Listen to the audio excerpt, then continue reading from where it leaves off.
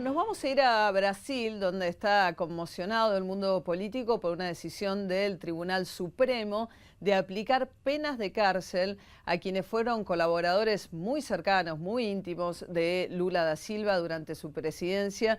Esta decisión incluye a integrantes del Partido de los Trabajadores, que es el partido de Dilma Rousseff, actualmente la presidenta de Brasil, y tiene que ver con la causa, habrán ustedes escuchado hablar alguna vez, del Mensalão, penas de cárcel, entre otros, para quien fuera uno de los hombres poderosos del gobierno de Lula, José Dirceu. Vamos a tomar contacto en Brasil con Gustavo Segre, dirige el Center Group y es profesor de Relaciones Internacionales de la Universidad Paulista. ¿Qué tal, Gustavo? ¿Cómo estás? Muy bien, buenos días, ¿cómo están? Bueno, qué conmoción, ¿no? Para la política brasileña. No es cualquier personaje el que acaba de ser condenado a pena de cárcel. No, bueno, esto está revolucionando todo porque hasta ahora, y esto viene del 2005, se comenzó un proceso que se inicia por una denuncia de uno de los condenados, Jefferson, y a partir de ahí se abrió un abanico de una cantidad tan grande de personalidades de la política y sobre todo, como vos bien decías, muy próximos al presidente Lula. La mayor autoridad fue sin duda José Dirceu, recordando a quien está escuchando. José Dirceu fue el jefe de gabinete y en algún momento del primer gobierno de Lula, en algún momento se decía aquella vieja frase del rey reina pero no gobierna, donde Lula sería el rey que reinaba, pero quien gobernaba realmente era José Dirceu. Y José Dirceu puede entrar ahora, a horas, en la prisión, o sea, puede ser decretada su prisión inmediatamente. ¿Penas de cuántos años de cárcel le impusieron? En la primera versión de este acuerdo, de este proceso, fueron más de 10 años y 6 meses, lo que lo llevaría a una reclusión formal, o sea, prisión en régimen cerrado.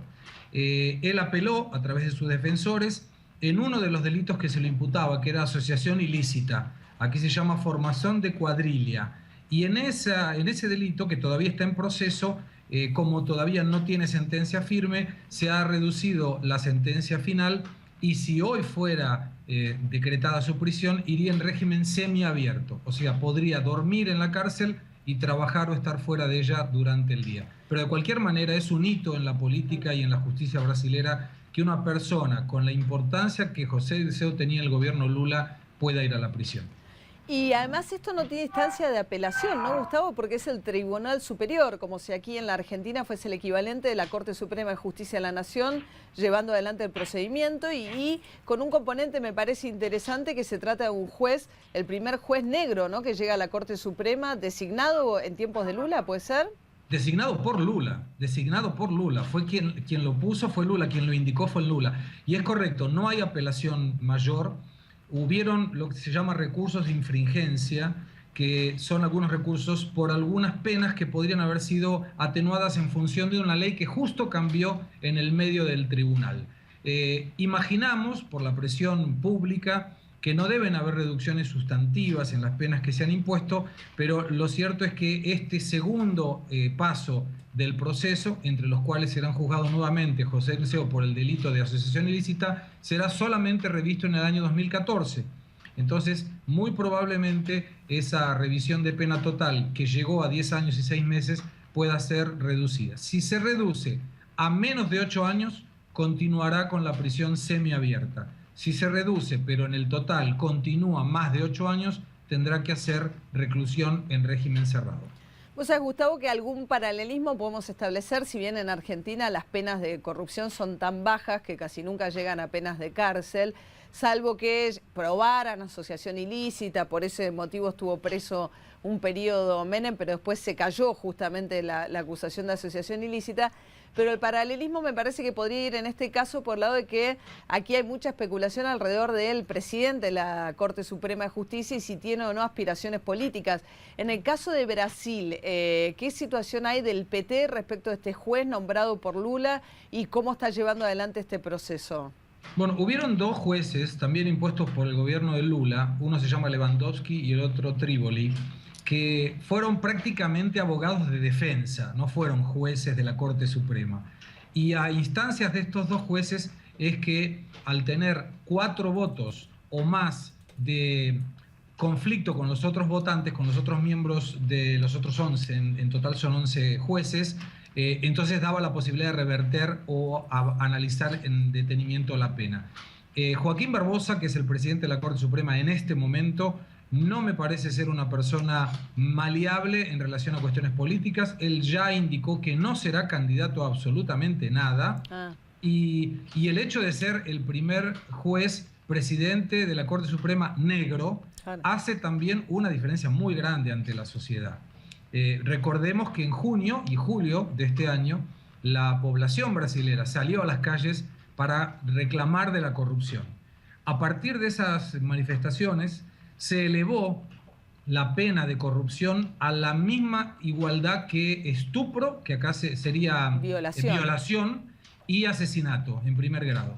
Con lo cual también te muestra que la presión pública está ejerciendo un papel muy importante. Claro. Entonces imaginamos que no va a dejar de influenciar a Joaquín Barbosa. Las penas eventualmente por una cuestión jurídica podrán ser reducidas, pero no hay manejo político en la Corte Suprema de Brasil en este momento, salvo en estos dos jueces que te indico, Lewandowski y Tívoli. Y con relación a el mensalão, la razón por la cual finalmente son condenados, refrescanos un poquito, Gustavo. Me parece que si tuviésemos que establecer un paralelismo de nuevo, quizás es como el esquema de los sobresueldos que tuvimos en algún momento aquí. Exactamente igual. Aparentemente, aparentemente no, porque quedó probado, había una agencia de publicidad de un señor que se llama Marcos Valerio, que fue condenado a 40 años de prisión, y ese va a ser régimen cerrado a partir de próximas horas. Valerio, perdóname, Gustavo, ¿socio de Duda Mendoza? No era socio, no. Ellos tenían, inclusive eran competidores en alguna forma. Eran competidores. Duda Mendoza fue inocentado, no tuvo ningún... Lo absolvieron. Lo absolvieron, exactamente. Bueno, en el caso de Marcos Valerio lo que hacía era sacaba dinero a través de un banco, o dos bancos, BMG y el otro era Banco Rural, y ese dinero que se sacaba como si fuera préstamos, que nunca se pagarían, eran entregados a través de sobres también a determinados congresistas, en su gran mayoría diputados, que votaban a favor de las reglas que llevaba el propio gobierno Lula para que sean analizadas en el Congreso. Esto fue descubierto a través de un esquema del correo, de la empresa pública de correos, y fue generado por una denuncia del propio Jefferson, uno de los diputados que en este momento está ya para ser llevado a la cárcel en estas horas también, y que está por un problema de salud bastante grave de cáncer.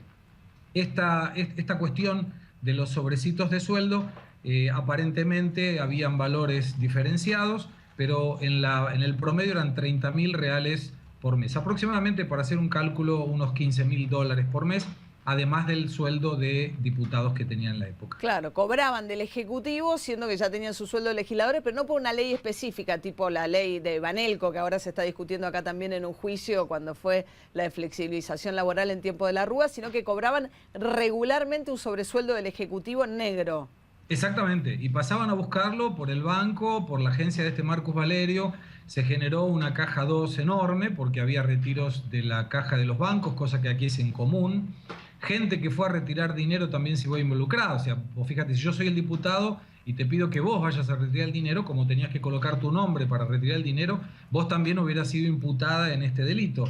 De manera que hizo un problema social muy importante. Esto se viene arrastrando de varios años. Y bueno, estamos a horas de un antes y un después en la justicia y en la política brasilera. Ahora, ¿podía este personaje, jefe de gabinete tan cercano a Lula, montar un esquema de estas características que Lula ignorara? ¿Cómo aparece Lula ante la opinión pública? Si responsable o inocente, digamos, ¿la opinión pública cree que esto se hizo a espaldas de Lula? Mira, Lula aquí en la población, te diría sobre todo de bajos recursos, que ha conseguido ingresar a la pirámide social y económica gracias a los programas sociales de Lula, te diría que es un semidios para la mayoría de la gente. Recordemos que Lula se retira del gobierno con 82% de aprobación después de 2 años, o mejor dicho, de 2 periodos de mandato presidencial. Y esto es algo bastante raro, que un presidente se retire con semejante aprobación. Es difícil entender o suponer que Lula no sabía de esto, pero hasta ahora no hay ninguna prueba en concreto que pudiera afirmar que Lula estaba de acuerdo o que estaba involucrado. Hay algunos videos, hay algunas acusaciones del propio Marcos Valerio que en este momento están siendo investigadas, pero de cierto y de concreto Lula no está imputado y no está procesado ni por el mensalón ni por otros delitos que vinieron después del mensalón por otras denuncias. La pregunta es si en algún momento su ex jefe de gabinete Dirceu se considerará que fue abandonado, se quiebra, habla, él insiste que esto no existió. ¿Puede haber un punto de quiebre entre los condenados a partir de que vayan a prisión y que esto sea como abra otras cuestiones? Entiendo que no, porque en el momento del proceso había una instancia que se denominaba la posibilidad de hacer delación premiada, o sea, participar y colaborar con la justicia para tratar de hacer una reducción en la pena que eventualmente fuera impuesta. Este proceso ya terminó. No me parece, por las características de Dirceu, que vaya a quebrarse de ninguna manera. Me da la sensación de que va a honrar el hecho de haber sido declarado culpable. Ya manifestó que no pretende retirarse del país, que va a presentarse en la policía así que la orden de prisión sea instrumentada. Y mi sensación es que va a esperar que políticamente y hacerse cargo, diría prácticamente solo, de esta cuestión le podrá traer el día de mañana alguna ventaja política, pero no me parece de ninguna manera que pueda Dirceu decir que Lula tenía algo que ver o nada que pueda ser parecido siquiera con eso. Y por último, nomás, Dilma Rousseff, ¿qué ha dicho de todo esto, si es que ha dicho algo? Lo que dice Dilma Rousseff es que la justicia es independiente y que si la justicia detectó que había irregularidades, sentenció y declaró culpables a estas personas, debe ser porque así son y deben cumplir su pena con la sociedad. Nada más. Mira. Bueno, Gustavo, un placer, ¿eh? Muchísimas gracias. Que sigan muy bien, que sigan muy bien.